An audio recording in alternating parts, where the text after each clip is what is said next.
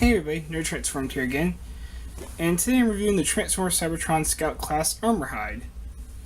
Now this figure I do believe is a reference to Pipes, or maybe not a reference but an homage to Pipes, but it's hard to say. It is a very similar vehicle mode to the original Pipes and Huffer figures. Don't believe this character was in the show as far as I know. But there are a couple of repaints. With the 07 movie line, we got a black and gold repaint named the same thing as Armorhide. And that one looks really cool. And then, let's see, I believe it was either BotCon or TFCC gave us a repaint as Huffer, with yellow and, and a lighter blue. And that one also looks really cool, but it's also extremely expensive. So yeah, we'll not be reviewing that one probably ever.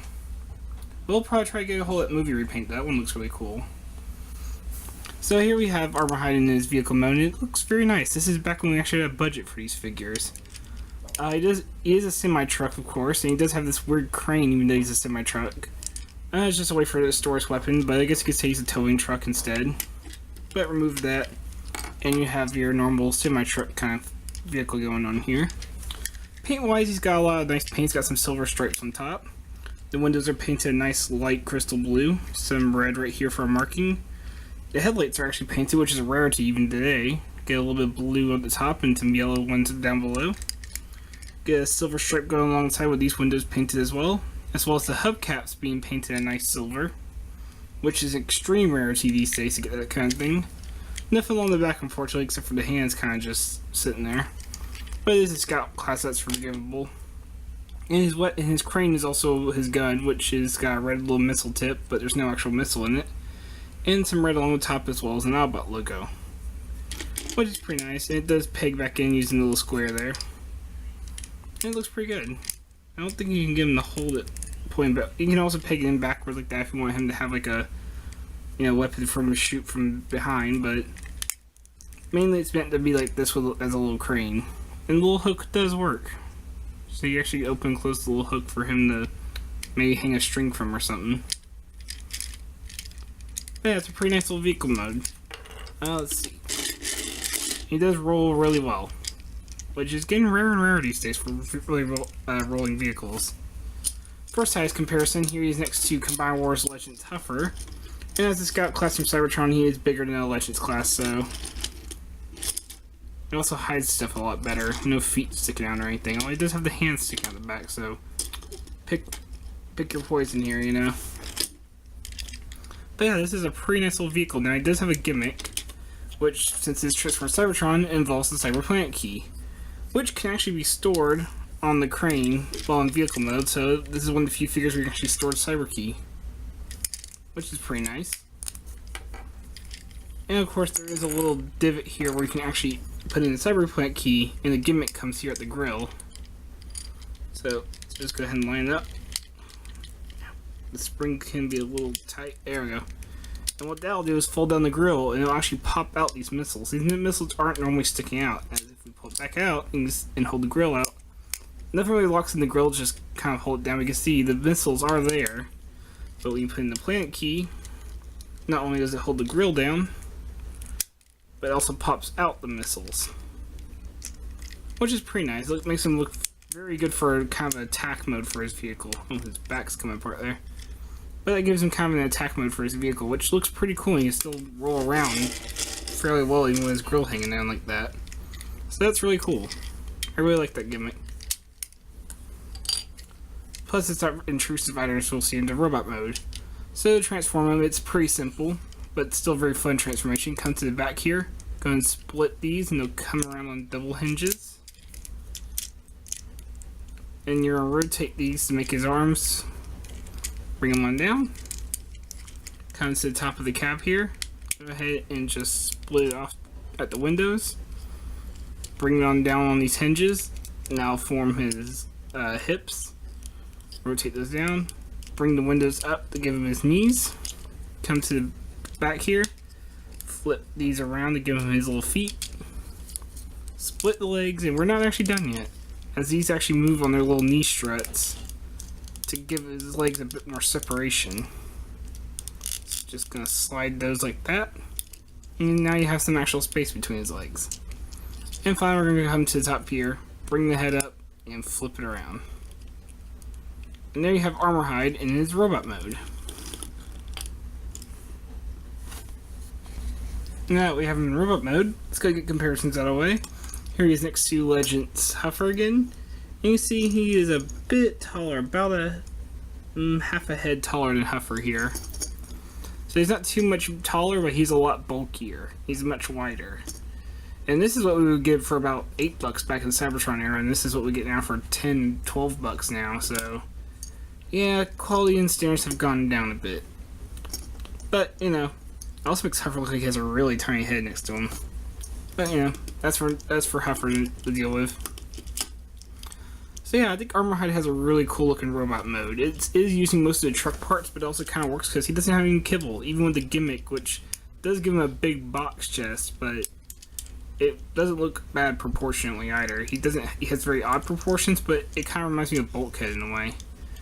He's just a very stumpy but bulky little guy. Or maybe he reminds me of Brawn too. This actually kind of reminds me of Brawn's proportions with how he's kind of got that bulk going on. So, as far as the paint goes, he actually does have some paint on his face, some yellow eyes, as well as some silver for the face. The truck part, all here is still painted. Basically, all the air paint except for the head is from the truck mode. So, nothing new here. The arms aren't painted or anything. The leg parts down here aren't painted, but it does utilize the truck's paint, though, which is really nice, even if there is no new paint.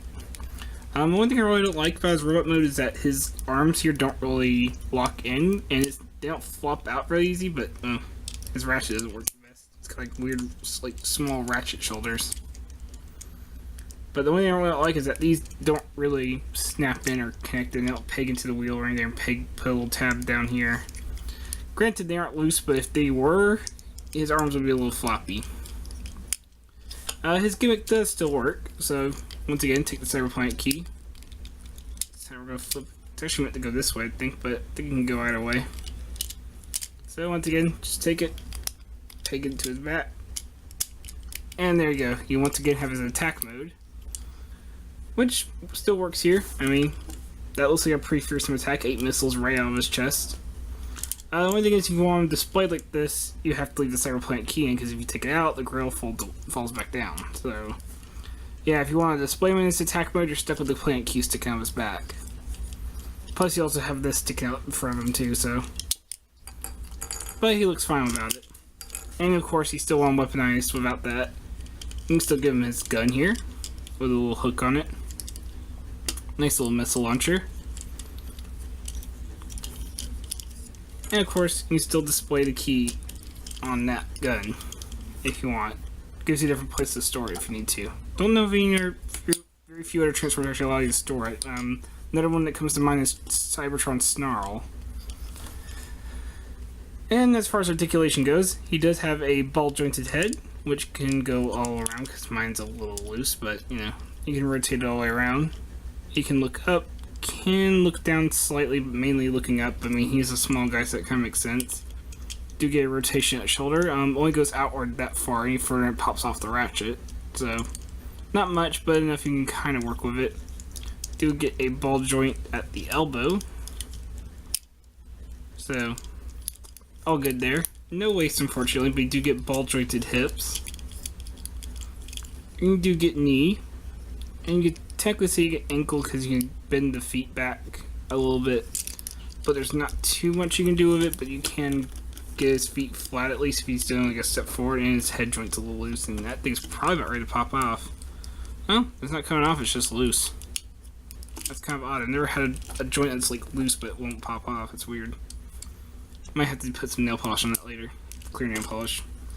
So yeah, that is Cybertron Armorhide.